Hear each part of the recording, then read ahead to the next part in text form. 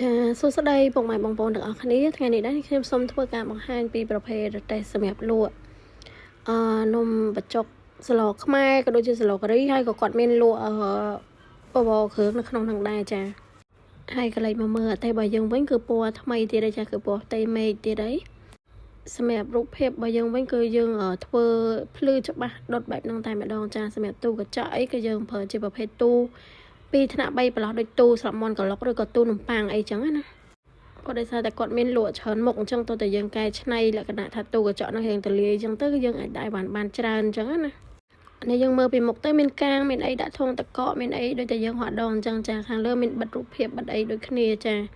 ហើយខាងក្រោមនេះក៏យើងមានទ្វារបិទបើកសម្រាប់ដាក់អីបានអីចាក់សោបានខាងក្នុងហ្នឹង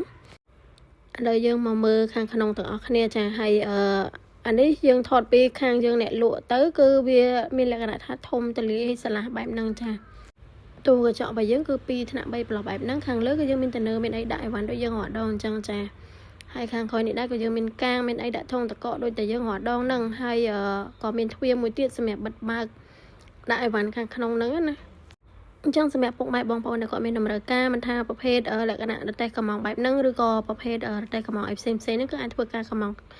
បានចាតាមរយៈเพจនេះផ្ទាល់ឬតាមរយៈលេខទូរស័ព្ទដៃរបស់ខ្ញុំ3ខ្សែនៅក្នុងវីដេអូនឹងបានចាហើយក៏អរគុណច្រើនសម្រាប់ការទស្សនាវីដេអូមួយនេះយើងនឹងជួបគ្នានៅវីដេអូក្រោយៗទៀតចាបាយបាយ